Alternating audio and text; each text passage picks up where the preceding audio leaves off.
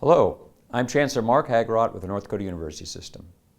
Today I'd like to talk about an initiative that's recently shown good progress called Envision 2030. Now let me take a second here to explain this. Envision 2030 is a longer-term effort at looking at strategies that lead to higher education for children now entering preschool and they'll be coming into the university system in 2030. We're dealing today obviously with urgent issues from a tightening budget, changing economy, a legislative session is about to start, a new governor is coming in. So there really is a lot of pressure to deal with the day-to-day, and we're doing that. But it's important every now and then to take a long-term view, and that's what this envisioning exercise is about. So let me tell you about it a little bit and where we stand. The initiative began with a summit in May where leaders from throughout our state gathered to discuss direction and goals for higher education. Among the many topics discussed were expanding shared services, offering more collaborative choices, creating more opportunities for student success. Now, going to another level of detail, there were 9 breakout sessions that included agriculture, energy, healthcare, manufacturing, technology, but also diversity, liberal arts and humanities, tomorrow's student, and the whole student. And also we're going to have a panel looking at law education. Stakeholders and the constituent groups looked at the intersections of academia, the workforce, student life, and came away with some substantive recommendations. Now, this goal review process will continue, and it has continued this fall, and became the pillars upon which the Envision 2030 initiative is now growing. Over the past 2 months, the second stage of these discussions were held in meetings at many of our campuses. These talks added to the inclusivity of the overall initiative and gave interested faculty, staff, and students the opportunity to engage on the topics that are most important to them.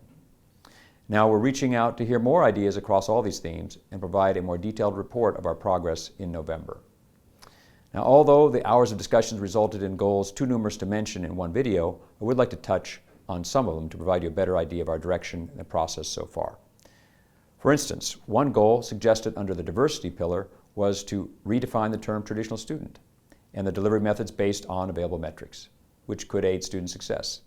Under the liberal arts and humanities pillar, one sample goal suggested was to increase attention to the need for well-rounded, educated citizens, which would allow our graduates to be more responsive to changing workforce needs and responsive to a changing world.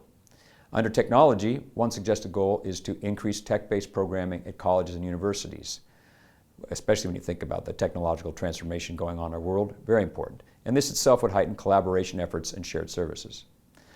Under the student pillar of the whole student, one goal discussed was to invest in student affairs programming regarding mental health and substance abuse. And this could lead to healthier campuses and a more solid foundation on which each student can build their own success. Again, these are just a couple of the goals and examples of what's been done from a diverse group of envisioners.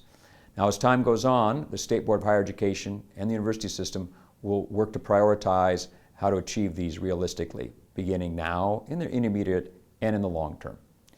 Now, with the conclusion of our final scheduled meeting at Minot University last week, we now enter a review process that looks over the goals, determines cross-topic themes. The next pillar conversations will include the legislators who are going to be coming here in Bismarck in the new year for a chance to adjust and modify and move forward with goals with their input. Those conversations will again resume at some places across campuses and bringing in experts in their respective fields to include business leaders to better inform the effort as we scope down to recommendations.